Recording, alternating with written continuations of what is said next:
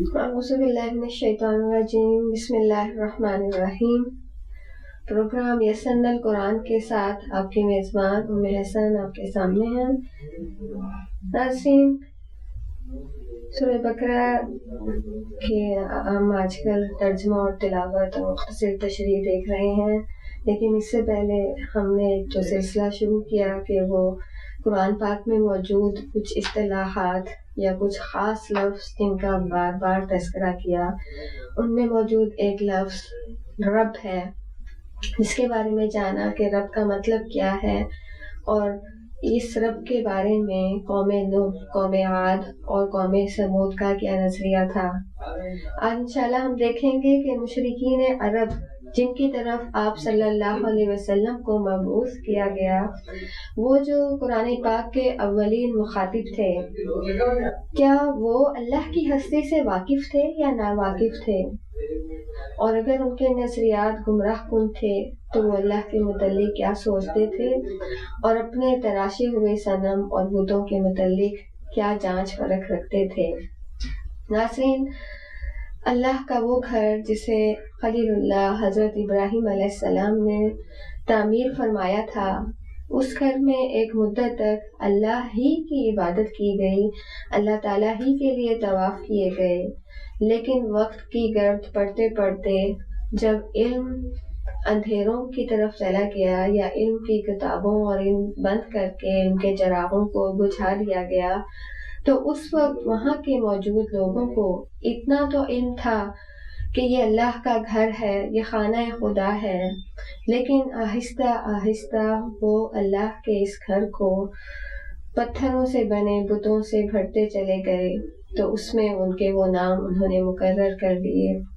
پھر وہ کوئی لات تھا، کوئی عزا تھا، کوئی حبل تھا، اور دراصل اس کا رواج وہاں اس طریقے سے پڑھا کہ عرب کے لوگ جب تجارت کے لیے قافلوں کی صورت میں اپنے علاقوں سے دوسری طرف جایا کرتے تھے، تو وہاں راستوں میں جب انہیں کسی شہر کسی ملک میں پڑاؤ کرنا ہوتا تو وہاں انہوں نے یہ دیکھا کہ کچھ لوگ ایسے ہی پتھروں کی طرح بت بنا کر کسی کی پوجا کر رہے ہیں۔ چنانچہ اس طرح کے منظر انہیں خوشگوار لگے، اچھے لگے، کچھ نیا اجنبا تھا اس میں موجود، اور بہرحال وہ اصل میں تو شیطان کی کشش ہی تھی۔ تو سیرت النبی صلی اللہ علیہ وسلم کی کتب میں یہ واقعات موجود ہیں کہ وہاں کوئی شخص آیا اور وہ چھوٹا سا ایک پتھر اپنے ساتھ لے آیا اور اسے حرم کی زینت بنا دیا۔ چنانچہ پھر ایسے ہوتا گیا اور رفتہ رفتہ ان کی تعداد بڑھتی چلی گئی، یہاں تک کہ اللہ کے گھر میں 360 بت رکھ دیے گئے۔ تو دراصل یہ معبود جو کہ قانون کا منبع نہیں تھے، جو تمدن ان کو نہیں سکھاتے تھے، جو نہ ہی ہدایت اور رہنمائی کا سرچشمہ تھے، بس دراصل یہ عرب کے وہ مشرکین تھے کہ جنہوں نے اللہ کو چھوڑ کے انہی بتوں کے کچھ نام رکھ لیے اور ان کے لیے یہ فرض کر لیا کہ یہ بت یہ اختیارات رکھتے ہیں۔ تو ایسے میں کوئی بت ان کو اس سے نوازتا کہ رزق دیا جاتا، کوئی بت ان کو بارشوں سے نوازتا، اور کوئی بت انہیں اولاد عطا کرتا، ان کے خیال اور ان کے گمراہ کن نظریات کی وجہ سے۔ اب وہ اپنا رب اور الہ اسی کو تسلیم کرتے، اسی کے آگے جھکتے، انہی کی عبادت اور پرستش کے لیے اپنے ہی کھڑے ہوئے من گھڑت عقائد اور من گھڑت طریقوں سے ان بتوں کی پوجا کرتے، اور وہی ان کے الہ اور وہی ان کے رب تھے، جنہیں وہ کسی کو لات اور کسی کو عزا کہتے، کسی کو نائلہ کہتے، کسی کو اصاف کہتے۔ اب جب کہ آپ صلی اللہ علیہ وسلم کو مبعوث فرما دیا گیا تو اللہ رب العزت نے قرآن پاک میں اپنی آیات مبارکہ کے ذریعے انہی مشرکین مکہ کو مخاطب کیا اور فرمایا قُل لِمَنْ فِي الْأَرْضِ وَمَنْ فِيهَا إِن كُنتُمْ تَعْلَمُونَ سَيَقُولُونَ لِلَّهِ قُلْ أَفَلَا تَذَكَّرُونَ قُلْ مَنْ رَبُّ السَّمَاوَاتِ السَّبْعِ وَرَبُّ الْعَرْشِ الْعَظِيمِ سَيَقُولُونَ لِلَّهِ قُلْ أَفَلَا تَتَّقُونَ قُلْ مَنْ بِيَدِهِ مَلَكُوتُ कुल्लि शैइन वहुव युजीरु वला युजारु अलैहि इन कुंतुम तअलमून सयक़ूलूना लिल्लाह कुल फअन्ना तुस्हरून बल अतैनाहुम बिलहक्कि व इन्नहुम लकाज़िबून।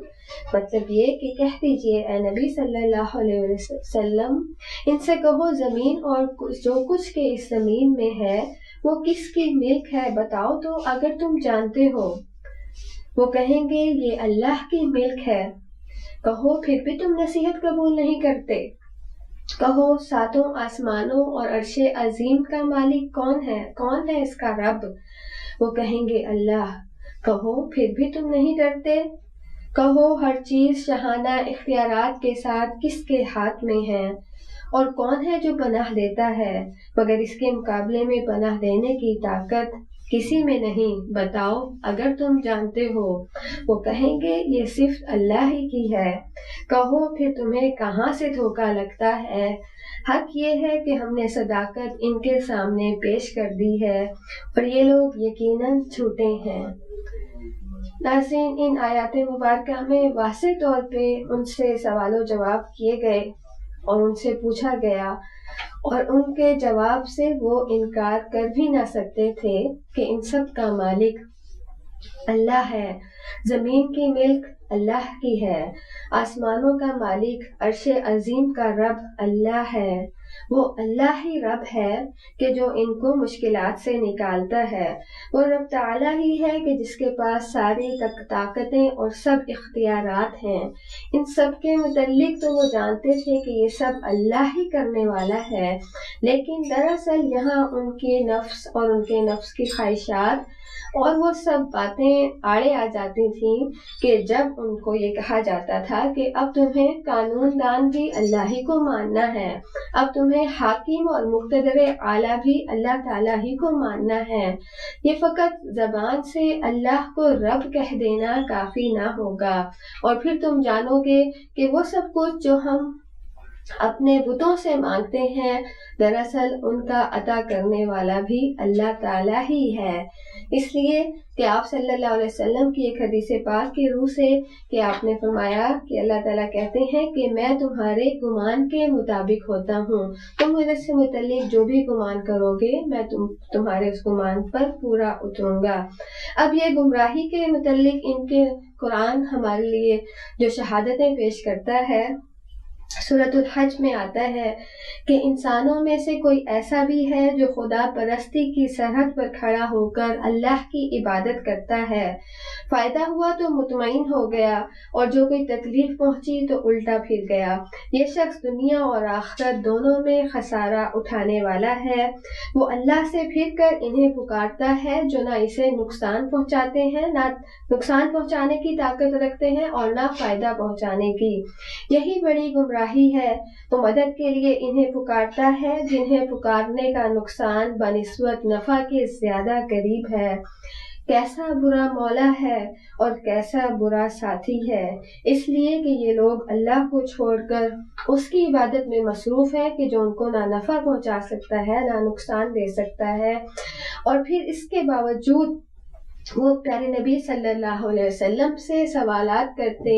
उनके लिए अल्लाह के मुकाबले में माज़ अल्लाह मद्दे मुकाबिल और मुशरिकीन और बुतों को लेकर आते और फिर अल्लाह के रसूल सल्लल्लाहु अलैहि वसल्लम उनसे पूछते कि क्या तुम अल्लाह को छोड़ के उनको पुकारते हो, उनकी इबादत करते हो कि जो ना तुम्हारे नफ़ा के मालिक हैं, जो ना तुम्हें नुकसान से बचा सकते हैं, ना यहाँ तक कि वो तुम पर आने वाली एक मक्खी को ही वो अपने ऊपर आने वाली एक मक्खी तक को वो नहीं हटा सकते।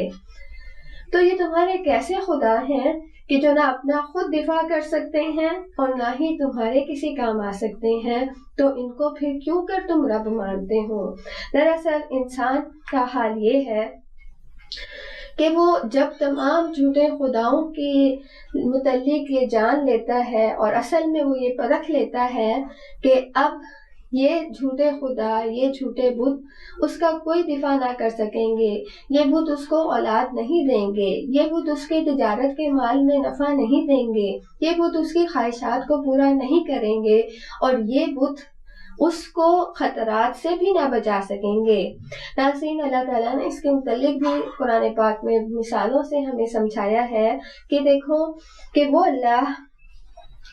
اپنے ایک مثال سے ہمیں سمجھاتا ہے کہ جب ایک انسان کو کوئی مصیبت پڑتی ہے تو وہ یکسو ہو کر اپنے رب کو پکارتا ہے، لیکن پھر ہوتا کیا ہے کہ جب اللہ تعالیٰ اسے اس نعمت سے سرفراز کر دیتے ہیں تو وہی فرد، وہی اللہ کے بندے اللہ کے ساتھ جو ان کا حقیقی رب ہے، اسی رب کے ساتھ وہ شریک ٹھہرانے لگتے ہیں۔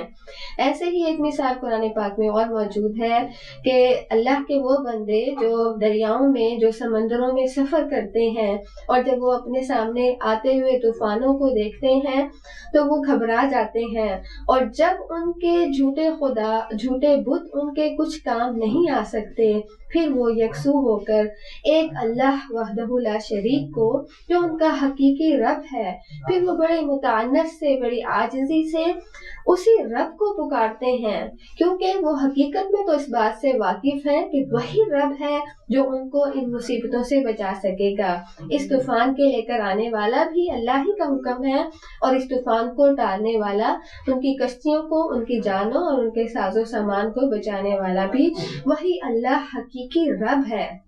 اب جب وہ اپنے رب کو پکارتے ہیں تو وہی اللہ تعالیٰ ان کی پریشانی، ان کی تکلیف کو دور کر دیتا ہے، لیکن افسوس کہ جب اللہ ان کی تکلیف اور پریشانی کو دور کرتا ہے تو اللہ ہمیں بتاتے ہیں کہ یہی اللہ کے بندے اس رب کے ساتھ شریک ٹھہرانے لگتے ہیں۔ جب وہ واقعہ سرزد ہو جاتا ہے پھر ان کے پاس اور بہت سے دلائل آ جاتے ہیں کہ فلاں سبب بنا تھا تو ہم اس مشکل سے بچ گئے، یہ سائیکلون رکا تھا تو ہم اس مصیبت سے ٹل گئے، یہ فلاں فرد نے اپنی صلاحیتوں کا، اپنی عقل کا استعمال کیا تھا تو ہم اس عذاب سے نجات پا سکے۔ تو پھر ایسے میں یہی گمراہ کن لوگ اللہ کے ساتھ شریک ہے ٹھہرانے کی مختلف راہیں تلاش کر لیتے ہیں۔ ناظرین، یہ سب کچھ صرف مشرکین عرب، مشرکین مکہ ہی نہیں کیا کرتے تھے، بلکہ اگر آج بھی ہم اپنے معاشرے کا جائزہ لیں تو ہمیں اس طرح کے شرک کی بہت سی مثالیں اپنے سامنے نظر آئیں گی، اور اگر ہمیں اپنے اللہ پر یقین کو پختہ کرنا ہے تو اس کے لیے ہمیں ایک کام یہ بھی کرنا ہوگا کہ ہمیں تمام جھوٹی امیدیں دلانے والوں سے یکسر بے نیاز ہو کر فقط ایک اللہ کے آگے سر جھکانا ہوگا۔ علامہ اقبال نے فرمایا کہ ایک سجدہ جسے تو گراں سمجھتا ہے، 1000 سجدوں سے دیتا ہے آدمی کو نجات۔ اور یہ یقیناً ایسا ہو کر رہتا ہے جب ایک بندہ یکسو ہو کر اللہ سے رجوع کرتا ہے تو اس کو پھر کسی اور در کے کھٹکھٹانے کی ضرورت نہیں پڑتی، پھر وہ اتنا بہادر اور اتنا بے نیاز ہو جاتا ہے کہ اس کے لیے صرف پھر اللہ ہی کافی ہو جاتا ہے۔ اللہ کی تائید اور نصرت اس کے مسائل کو حل بھی کر دیتی ہے، اللہ کی رحمت اسے نقصان اور بلاؤں سے بھی بچا لیتی ہے، اور اللہ ہی کی مدد سے وہ زندگی کی کامیابیوں سے ہمکنار ہونے لگتا ہے۔ اب یہ دیکھیے کہ ایک اور جگہ پر اللہ تعالیٰ نے سورہ انعام میں فرمایا کہ وَكَذَلِكَ زَيَّنَا لِكَثِيرٍ مِّنَ الْمُشْرِكِينَ قَتْلَ أَوْلَادِهِمْ شُرَكَاؤُهُمْ لِيُرْدُوهُمْ وَلِيَلْبِسُوا عَلَيْهِمْ دِينَهُمْ، کہ اسی طرح بہت سے مشرکین کے لیے ان کے بنائے ہوئے شریکوں نے اپنی اولاد کا قتل پسندیدہ بنا دیا تھا تاکہ انہیں ہلاکت میں مبتلا کریں اور ان کے دین کو ان کے لیے مشتبہ بنا دیں۔ ناظرین، یہاں دیکھیے کہ شریکوں سے مراد بت اور دیوتا نہیں ہیں، بلکہ یہاں ان سے مراد وہ پیشوا، وہ رہنما ہے کہ جو ان کو غلط اور جھوٹے راستوں پر چلا کر، گمراہ کن راستوں پر چلا کر ان سے ان کی اولادوں کا قتل تک کروا دیتے تھے۔ اب یہ قتل خواہ پیدائش سے پہلے کا قتل ہو یا پھر انسان کے دنیا میں آنے کے بعد کہ فلاں دیوتا کے لیے تمہیں اپنے بیٹے، اپنی اولاد کی قربانی دینا ہوگی تو تمہاری اولاد بچ جائے گی، تم ایسا کرو گے، دریا میں طوفان ہے، سمندر میں عذاب ہے نعوذ باللہ، تو کسی ایک کی قربانی دو گے تو تم بچ جاؤ گے۔ تو اس طرح کے گمراہ کن خیالات سے وہ اپنے روحانی پیشواؤں اور رہبر و رہنما جن کو وہ سمجھتے تھے ان کی وہ ख्वाहिशों को पूरा करते तो दर हकीकत ये भी अल्लाह के साथ शरीक था कि जिस रब ने उनको फकत एक अपने आगे झुकने का हुक्म दिया था, वो उस रब को ही भुलाकर गलत और उल्टे रास्तों पर चलकर अपनी जिंदगियों को नुकसानात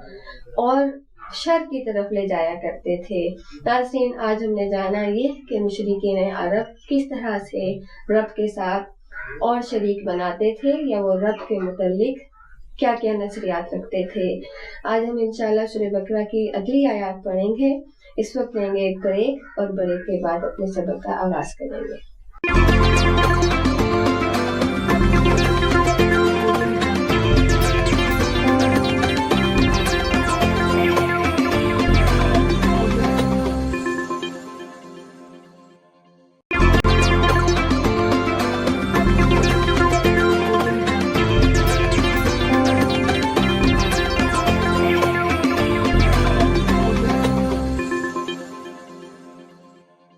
वक्फा खत्म हुआ। इरशाद बारी ताला है वइज़ा तल्लक़्तुमुन निसाअ फबलग़ना अजलहुन्ना, कि जब तुम तलाक दो औरतों को फिर जब वो पहुंच जाए अपनी इद्दत को, फला तअज़ुलूहुन्ना अन यनकिहना, फिर ना तुम उन्हें सताओ अज़ियत दो इस बात पर अन यनकिहना अज़वाजहुन्ना, कि वो निकाह करें किसी और ज़ौज से। मतलब ये कि आप उनको रोक नहीं सकते कि वो किसी और ज़ौज से निकाह करें। इज़ा तराज़ौ बैनहुम बिल मारूफ, जबकि वो आपस में मारूफ के मुताबिक बाहमी रजामंदी रखते हों। ज़ालिका ये युअज़ु बिही, नसीहत की जाती है इसकी, मन काना मिनकुम, जो कोई हो तुम में से, युमिनु बिल्लाही, ईमान रखता हो अल्लाह पर, वल यौमिल आखिरी, और यौम आखिरत पर। ज़ालिकुम अस्फा लकुम व अतहरु, ये तुम्हारे लिए पाकीज़ा है निस्बतन और पाकी का तरीका है। वल्लाहु यअलमु व अंतुम ला तअलमून, वल्लाहु यअलमु, और तो अल्लाह जानता है और तुम नहीं जानते। वल वालिदातु युरज़िअना औलादहुन्ना, और वालिदात अपने औलाद को दूध पिलाएं, हौलैनि कामिलैनि, पूरे 2 साल, लिमन अरादा, जो कोई इरादा रखता हो, अन युतिम्म रज़ाअ, कि वो पूरी करेंगे रज़ाअत की मुद्दत को। व अलल मौलूदी लहू रिज़्कुहुन्ना, और मौलूद पर उसके लिए उसका रिस्क, उसका खिलाना, व किस्वतुहुन्ना, उसका पहनाना, बिल मारूफी, मारूफ के मुताबिक उस पर जिम्मेदारी है बच्चे वाले पर। ला तुकल्लफु नफ्सुन इल्ला वुसअहा, नहीं तकलीफ दी जाती किसी नफ्स को मगर उसकी वुसअत के मुताबिक ना तकलीफ दी जाए। वला ला तुज़ारा वालिदातुम, और ना ही तकलीफ दी जाए वालिदा को बिवालिदिहा, उसके बच्चे की वजह से। वला मौलूदुन लहू बिवालिदिही, और ना बच्चे वाले को उसके बच्चे की वजह से तकलीफ दी जाए। व अलल वारिसी मिस्लु ज़ालिक, और वारिस पर भी इसी तरह के हक हैं। फ़इन अरादा फिसालन, फिर अगर वो इरादा रखते हों रज़ात, दूध को छुड़ाने का, अंतराज़िम मिनहुमा व तशावुरिन, आपस की रजामंदी और बाहमी मशवरे से, फला जुनाह अलैहिमा, तो उन पर कोई गुनाह नहीं। वाइन अरदतुम, और अगर तुम इरादा रखते हो, अन तस्तरज़िउ, कि तुम रज़ात की मुद्दत पूरी कराओगे, औलादकुम, अपनी औलाद के लिए, फला जुनाहा, मतलब ये कि किसी और से दूध पिलवाओगे तो तुम पर नहीं गुनाह, अलैकुम, तुम पर, इज़ा सल्लमतुम, उस वक्त जबकि तुम तय कर लो, मा आतैतुम बिल मारूफ, कि जो कुछ भी तुम दोगे दस्तूर के मुताबिक। वत्तकुल्लाह, और अल्लाह से डरो। वअलमू, और जान लो, अन्नल्लाह, कि अल्लाह ताला बिमा तअमलूना बसीर, जो कुछ के तुम करते हो उसे देख रहा है। वल्लज़ीना युतवफ़्फ़ौना मिनकुम, और वो लोग जो तुम में से वफात पा जाएं, वयज़रूना अज़वाजन यतरब्बसना, और वो छोड़ रहे हो ज़ौज, यतरब्बसना बिअन्फुसिहिन्ना, वो औरतें अपने आप को इंतजार में रखें, अर्बअता, 4 अशहुरिन, माह, व अशरा, और 10 दिन।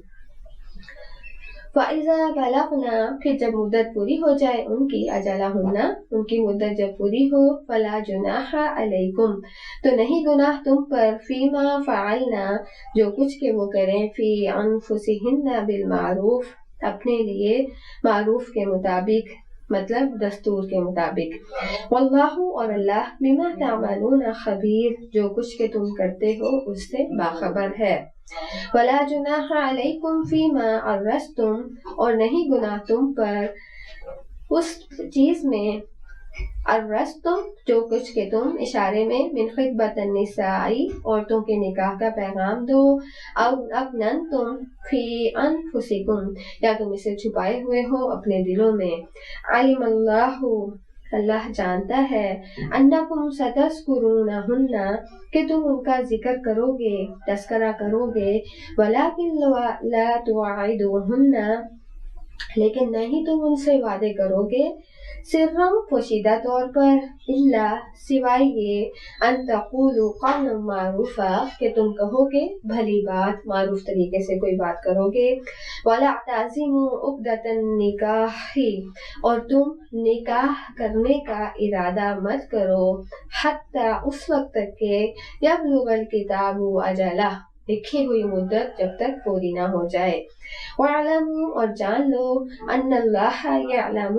کہ اللہ جانتا ہے، ما فی انفسکم جو کچھ کے تمہارے دلوں میں ہے، فاحذروہ پر اسی سے ڈرو، وَاعْلَمُوا اور جان لو ان اللہ غفور حلیم کہ اللہ تعالی بخشنے والا اور بردبار ہے۔ یہ تھا اگلا رکوع سورہ بقرہ کا، جو بھی آپ کے سامنے اس کا ترجمہ رکھا۔ اللہم فقہنا فی الدین، اللہ ہمارے دین کی سمجھ میں اضافہ فرما دے۔ ناظرین، پچھلے رکوع میں بھی ہم نے مختصراً طلاق کے حوالے سے دیکھا تھا۔ اگلی آیات میں بھی اللہ تعالیٰ جو ہمیں سکھا رہے ہیں اس موضوع پر وہ بھی طلاق ہی ہے۔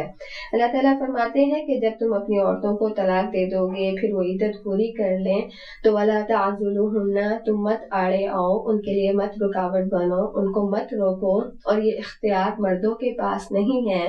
کہ جب ایک مرد اپنی بیوی کو طلاق دے دے گا تو پھر وہ عورت اپنی عدت پوری ہونے کے بعد اس بات کی پابند نہیں ہے کہ وہ اپنے سابقہ شوہر کے کسی حکم کو مانے یا کسی اور مرد سے شادی نہ کرے، کیونکہ جو عورت عدت پوری کر چکے گی تو اس عورت کو اس بات کا اختیار ہے اور آزادی ہے کہ اب وہ جس مرد سے چاہے شادی کر سکتی ہے، نکاح کے بندھن میں پھر سے بن سکتی ہے۔ آیت نمبر 228 میں بھی یہ بات بتائی جا چکی ہے کہ ایک یا دو طلاق کی صورت میں شوہر کی عدت کے دوران اگر وہ شوہر اپنی بیوی سے رجوع کر لے گا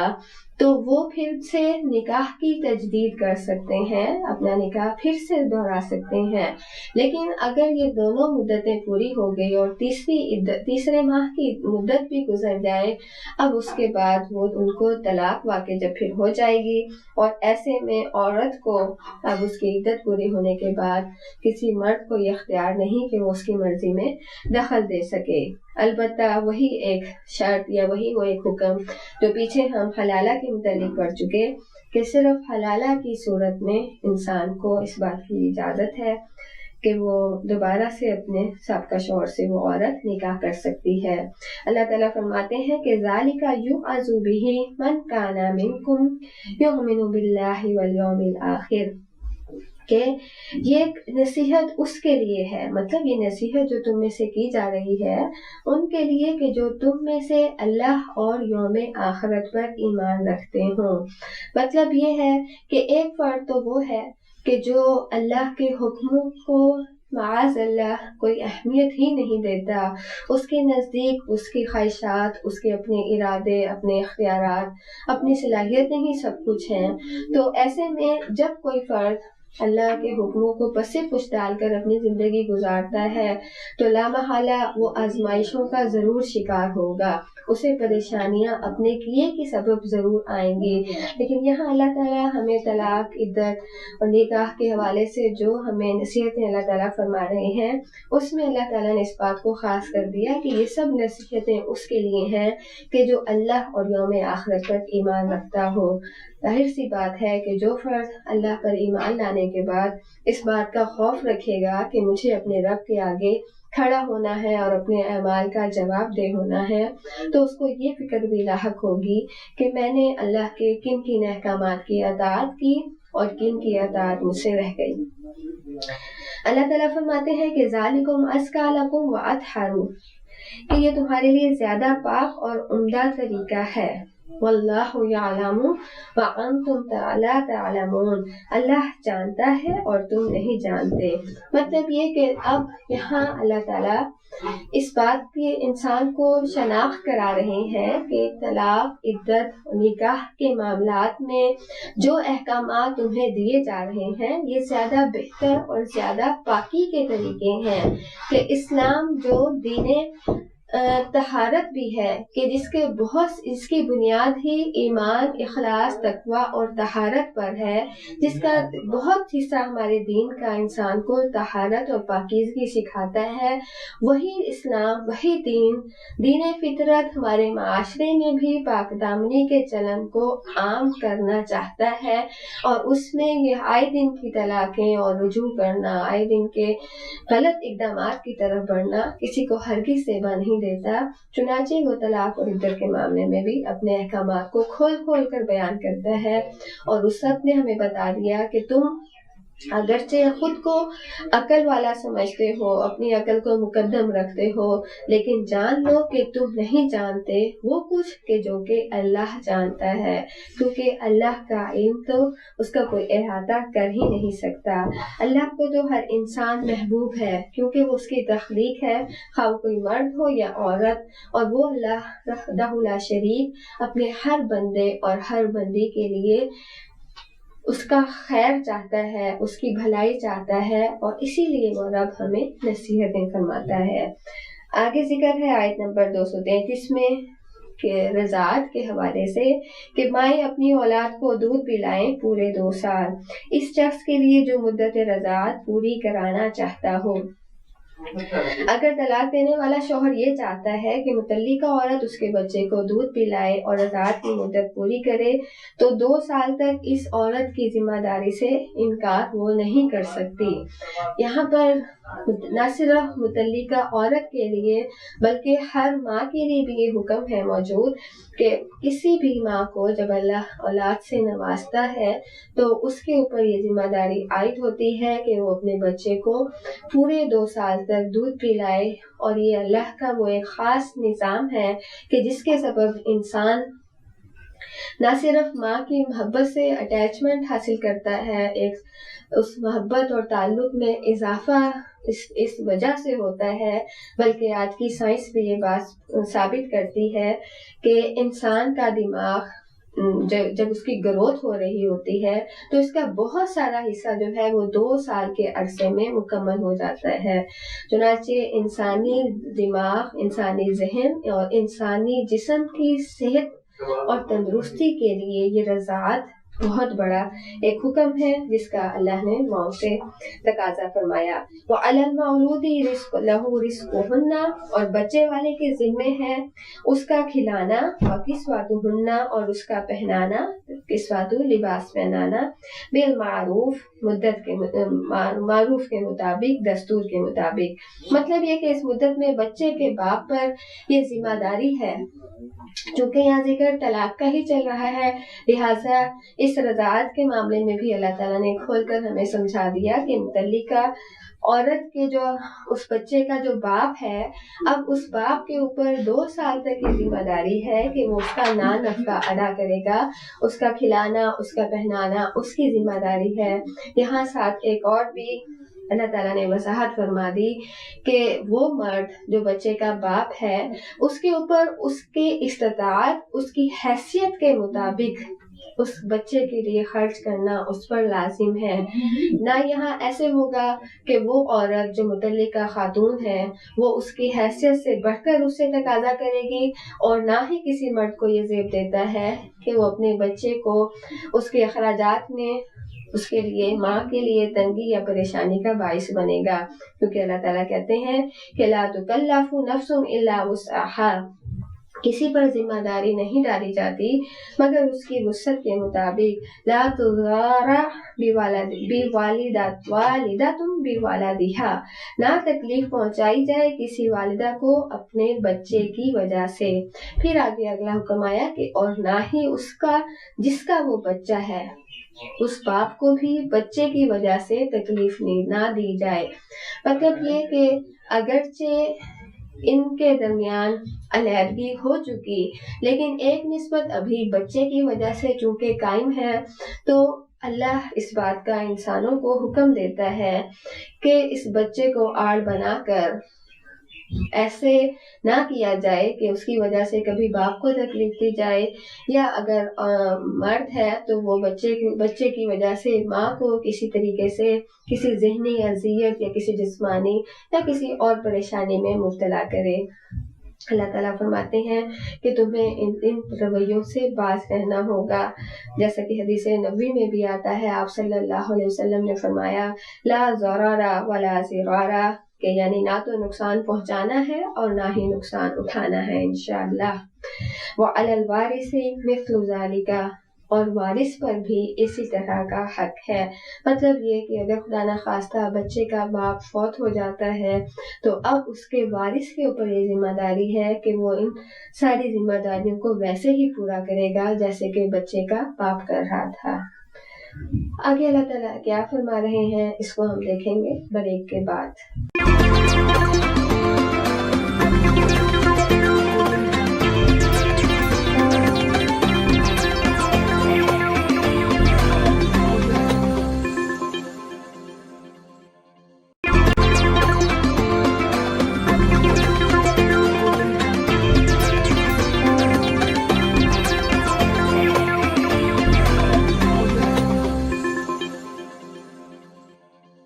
وقفہ ختم ہوا۔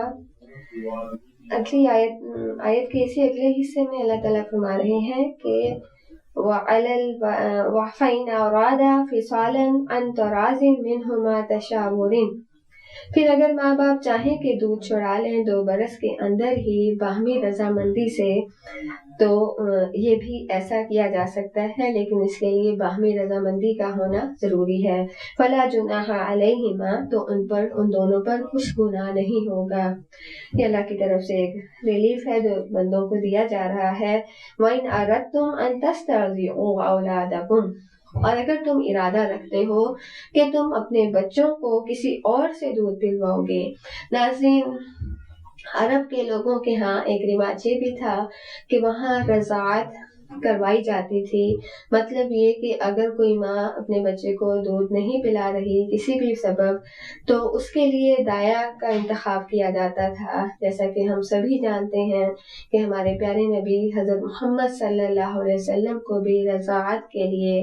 اماں حلیمہ سعدیہ کا اللہ تعالیٰ نے انتخاب فرمایا، اور ان کے لیے وہ پیارے نبی صلی اللہ علیہ وسلم کا رضاعت کے لیے جانا ان کے گھر، ان کے اہل و عیال کے لیے برکتوں کا اور رحمتوں کا باعث بن گیا تھا۔ تو اللہ تعالیٰ نے اس بات کو واضح کیا ہے کہ اگر تم کسی اور کے ذریعے سے یہ کام کروانا چاہتے ہو تو فلا جناح علیکم، تو بھی تم پر کوئی گناہ نہیں، تمہیں اس کی اجازت ہے، آزادی ہے، کیونکہ تم بہرحال اس رضاعت کا ہدیہ دو گے۔ اذا سلمتم، آگے شرط یہ رکھتی گئی، اذا سلمتم ما آتیتم بالمعروف، جبکہ تم بچے کی ماں کو وہ سب کچھ دے دو جس کا تم نے دینا دستور کے موافق ٹھہرایا تھا۔ مطلب بچے کی ماں کو جو کچھ تم نے طے کیا تھا وہ سب تمہیں بہرحال دینا ہوگا۔ ایسا نہ ہو کہ تم رضاعت کی مدت تو کسی اور سے پوری کرا لو اور یہ سوچو کہ اب میں اس بیوی کو، بچے کی ماں کو، سابقہ بیوی کو یا بچے کی ماں کو نفقے سے محروم کر دوں گا۔ ایسا کرنے پر وہ فرد اللہ کے نزدیک گناہگار کہلائے گا۔ واتقوا اللہ، اور اللہ سے ڈرو، وعلموا، اور جان لو، ان اللہ بما تعملون بصیر، کہ اللہ تعالیٰ جو کچھ تم کرتے ہو اسے دیکھ رہا ہے۔ یہ سب کچھ کرنے کے لیے بھی تمہیں اللہ کا تقوی اختیار کرنا ہوگا۔ ناظرین، پیچھے بھی اس کا ذکر گزر چکا کہ ہم اپنے رب کے جو بھی احکامات پڑھتے ہیں تو اس کے آخر میں یا اس کے آغاز میں ہی اللہ تعالیٰ ہمیں پھر سے اپنے سے جوڑتے ہیں کہ یہ سب کام جو تم کرو گے، اگر کسی خیر کو اختیار کرو گے تو اللہ کے تقوی کی خاطر، اگر کسی شر سے بچو گے تو وہ اللہ کا خوف رکھتے ہوئے یہ سب کچھ تم کرو گے، اس سبب کہ واللہ ان اللہ بما تعملون بصیر، کہ جو کچھ بھی تم کرتے ہو اللہ اسے دیکھ رہا ہے، اللہ تمہارے اندر کی نیتوں اور اخلاص سے بھی واقف ہے، اللہ تمہارے اندر دلوں میں چھپے ہوئے مفاد اور ان مطلب پرستوں کو بھی جانتا ہے کہ جو کوئی خیر کا کام کسی اور سبب کریں گے تو اللہ اس کو بھی جانتا ہے۔ وہ رب چاہتا ہے کہ وہ جب کوئی بھی اس کا بندہ نیکی کرے تو اس کو صرف اسی کی رضا کے لیے خالص کر لے، اور اگر کسی گناہ اور شر سے بچے تو اللہ کا تقویٰ رکھتے ہوئے بچے، کیونکہ وہ رب سب کچھ دیکھ بھی رہا ہے اور جان بھی رہا ہے۔ آیت نمبر 234 میں اللہ تعالیٰ فرماتے ہیں کہ والذین یتوفون، کہ جو تم میں سے وفات پا جائیں اور بیویاں چھوڑ جائیں تو وہ اپنے آپ کو عورتیں انتظار میں رکھیں گے 4 ماہ اور 10 دن تک۔ طلاق کے بعد اس میں ہم نے طلاق کی عدت کو بھی جان لیا۔ اب اگلا حکم اللہ رب العزت کی طرف سے یہ آ رہا ہے کہ عدت کا کیا طریقہ کار ہوگا۔ اس 4 مہینے اور 10 دن تک اس عورت کو اس کے گھر میں ہی رہنا ہوگا، اور یہ سب تاریخیں جو ہیں وہ قمری لحاظ سے ان دنوں کو پورا کیا جائے گا، مطلب چاند کے مہینوں کا حساب رکھا جائے گا۔ پھر اور مزید احکامات عدت کے حوالے سے احادیث مبارکہ میں موجود ہیں کہ اس عرصے میں وہ عورت سادہ لباس پہنے گی، وہ خود کو زیب و زینت سے آراستہ نہیں کرے گی، نہ زیور پہنے گی، نہ ہی آنکھوں میں سرما لگائے گی اور نہ ہی خوشبو لگائے گی۔ مطلب اس کا سجنا سورنا اس سے پہلے تک تو اس کے شوہر کے لیے تھا، اب اس کو یہ بیوگی اور عدت کے دن جو ہیں اس خاص طور پہ اس دورانیے کو سادگی کے ساتھ گزارنے ہوں گے۔ یہ رب تعالیٰ کا کڑا حکم ہے اور آپ صلی اللہ علیہ وسلم نے اس کے متعلق نصیحتیں فرمائی ہیں، اس کی ڈیٹیل آگے کتب میں دیکھی جا سکتی ہے۔ فَإِذَا بَلَغْنَ أَجَلَهُنَّ، پھر جب ان کی عدت پوری ہو جائے، مدت گزر جائے، تو پھر ان پر نہیں گناہ ہے کہ جو کچھ بھی وہ کریں گے اپنے معاملے میں دستور کے مطابق۔ مطلب جیسے پہلے ہم طلاق کے حوالے سے پڑھ چکے کہ اس کی عدت پوری ہونے کے بعد بھی عورت کو اس بات کی آزادی ہے کہ وہ نکاح ثانی کر لے۔ اب جب اس کا شوہر وفات پا چکا ہے تو اس عورت کو اس بات کی آزادی ہوگی کہ عدت کے گزر جانے کے بعد وہ نکاح ثانی کسی اور مرد سے نکاح کر سکتی ہے، اور ایسے کرنے میں معاشرے کے اوپر ایک اور ذمہ داری مزید یہ عائد ہوتی ہے کہ بجائے اس کے کہ اس پر لان تان کی جائے، اس پر غلط قسم کے فکرے کسے جائیں، اس کو عزت اور احترام کے ساتھ بخوشی کسی اور کے گھر میں رہنے اور بسنے دیا جائے۔ یہ ہمارے اسلامی معاشرے کا حسن ہے۔ اللہ تعالیٰ فرماتے ہیں کہ جو کچھ تم کر رہے ہو اللہ اس سے باخبر ہے۔ وَلَا جُنَاحَ عَلَيْكُمْ، اور تم پر اس بات کا گناہ نہیں ہے کہ اس میں کہ کنایہ و اشارہ میں ظاہر کر دو کہ تم ان عورتوں سے نکاح کرنا چاہتے ہو، ان کو پیغام نکاح یا پوشیدہ رکھو اسے اپنے دلوں میں۔ مطلب یہ کہ تم اس کو پیغام دے سکتے ہو اور اللہ جانتا ہے کہ تم اس کا تذکرہ کرو گے۔ بہرحال جب بھی کوئی اللہ کا بندہ اس دنیا سے جاتا ہے تو ہمارے معاشرے میں، ہمارے اہل خانہ میں اور دوست احباب میں یہ سب کو علم ہوتا ہے کہ کون دنیا سے گیا ہے اور وہ پیچھے اپنے کس زوج اور کتنے بچوں کو چھوڑ گیا ہے۔ تو ایسے میں کوئی اللہ کی رضا کی خاطر اس بیوہ خاتون سے نکاح کرنے کا ارادہ رکھتا ہے تو وہ اس نکاح کا ارادہ کر سکتا ہے، اس کا تذکرہ بھی کر سکتا ہے، لیکن یہاں پر بھی پھر اللہ تعالیٰ نے ایک اور ہلکا سا ہمیں حکم دے دیا کہ تم ان سے نکاح کا وعدہ نہ کر رکھو چھپ کر۔ کہ اللہ تعالیٰ جو بھی حکم ہمیں دیتے ہیں ان سب کے بارے میں اعلان کرنے کا کہا جاتا ہے، چھپ کر خفیہ سرگرمیاں، چھپ کر دوستیاں آشنائیاں اللہ کو پسند نہیں، تو لہٰذا نکاح جو کہ ایک جائز اللہ کا حکم ہے اس کو پورا کرنے میں نہ ہی کسی کو آر سمجھنی چاہیے اور نہ ہی اس کے لیے کسی کے چھپنے کی ضرورت ہے، بلکہ تم اس پیغام کو دو گے، اور مگر کس طریقے سے الا ان تقولوا قولا معروفا، کہ تم یہ بات صرف معروف طریقے سے کہو گے، کہ جیسا کہ ہمارا ہاں عام رواج ہے کہ جب بھی کسی کا کوئی نکاح کا ارادہ ہو تو وہ اپنے بڑے سے، اپنے ولی سے اور متعلقہ خاندان سے پیغام دے کر اس سلسلے کو آگے بڑھایا جاتا ہے تو ایسے ہی اس متعلقہ اس بیوہ خاتون سے نکاح کے لیے مرد پیغام دے سکتے ہیں، اور یہ کرنا بہت بڑی نیکی ہے۔ وَلَا تَعْزِمُوا عُقْدَةَ النِّکَاحِ، اور تم نکاح کے گرہ کی ارادہ مت باندھو، عزم مت کرو، حتیٰ اس وقت جب تک کہ عدت پوری نہ ہو جائے۔ مطلب یہ ہماری شریعت کا ایک قانون ہے کہ عدت پوری ہونے سے پہلے آپ اس سے نکاح کا ارادہ بھی مت کرو، اور جان لو ان اللہ یعلم، کہ اللہ جانتا ہے ما فی انفسکم، جو کچھ کہ تمہارے دلوں میں ہے، فاحذروہ، بس اسی سے ڈرتے رہو۔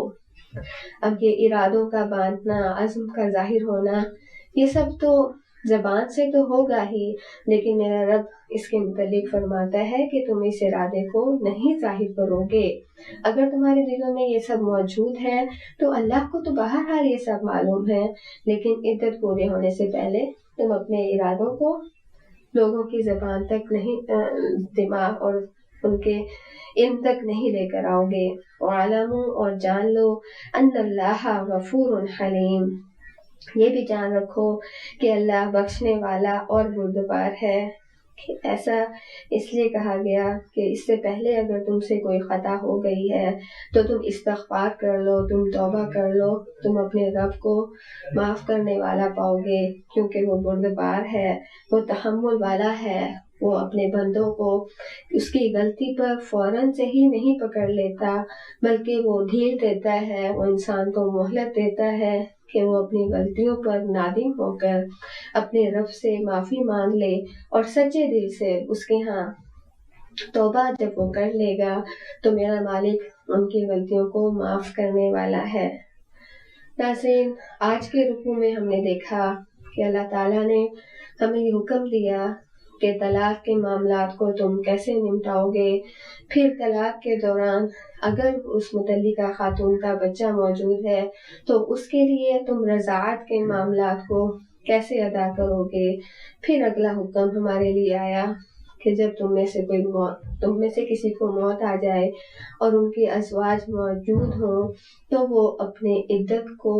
کتنے عرصے تک پورا کرو گے، جسے ہمارے ہاں اردو زبان میں عدت کہا جاتا ہے۔ مطلب یہ کہ اس گنتی کو 4 مہینے اور 10 دن تک وہ خواتین کیسے پورا کریں گے۔ پھر اللہ تعالیٰ نے اسی رکوع میں ہمیں اس سے اگلے مرحلے کا بھی سمجھا دیا اور خبر دے دی کہ جب ان عورتوں کی عدت مکمل ہو جائے تو یہ عورتیں بہرحال اس معاشرے کا، اس شریعت اور قانون کے ماننے والوں کا حصہ ہیں، تو تم ان عورتوں کو عزت اور احترام کے ساتھ کیسے تم نکاح کر کے اپنے گھروں میں بیاہ کر لے کر آؤ گے، تاکہ ان کے اوپر سے جو بظاہر ایک چھینی گئی ایک چادر کے ہٹ جانے کی وجہ سے جو ان کو ایک غیر محفوظ سا وہ خود کو اپنے آپ سمجھتی ہیں، ان کے نان نفقے کا بھی اہتمام ہو، ان کے اوپر کوئی آنچ بھی نہ آنے پائے، اور وہ پھر اللہ کی بندیاں پھر سے کسی رشتہ میں جڑ کر اللہ کے حکموں کو پورا کرنے والی بن جائیں۔ لہٰذا یہ اس لیے بھی ہے کہ تاکہ وہ خواتین جو اپنی ازدواجی زندگی گزار رہی ہوتی ہیں، اور بالخصوص جو نوجوانی میں ہی اللہ نہ کرے کسی کو بیوگی کا شکار ہو جاتی ہیں، تو ان کے اوپر ایک ہمارے معاشرے کے مردوں کی ایک خاص ذمہ داری بنتی ہے۔ اور ایسے میں اگر کوئی شادی شدہ مرد بھی ان بیوہ خاتون سے شادی کرنا چاہے گا تو اس میں پھر ہم خواتین کے لیے بھی یہ ایک ذمہ داری ہم پر عائد ہوتی ہے کہ وہ اگر جانتی ہوں کہ ان کے شوہر اتنی استطاعت رکھتے ہیں تو وہ سپیس دیں اور فراخ دلی سے آنے والے کے لیے اپنے گھر میں جگہ دیں، تاکہ اس معاشرے کا حسن برقرار رہے، اور اللہ یقیناً ایسے اپنے بندوں سے ضرور خوش ہوگا۔ اور ان سارے معاملات کو کرنے میں اگر کہیں کوئی غلطی اور کوتاہی ہو جائے تو وہ اللہ غفور رحیم ہے، وہ بڑا تحمل والا اور وہ بڑا بردبار ہے۔ کام میرا اور آپ کا یہ ہے کہ اس دورانیے میں کسی غلطی اور کوتاہی پر ندامت کے ساتھ، شرمندگی کے ساتھ اپنے رب سے اپنی خطاؤں کی معافی مانگیں، اور اللہ سے رجوع کر لیں، انشاءاللہ وہ ہم سب کو ضرور معاف کر دے گا۔ اللہ ہمیں عمل صالح کرنے کی توفیق عطا فرمائے۔ وما علینا الا البلاغ۔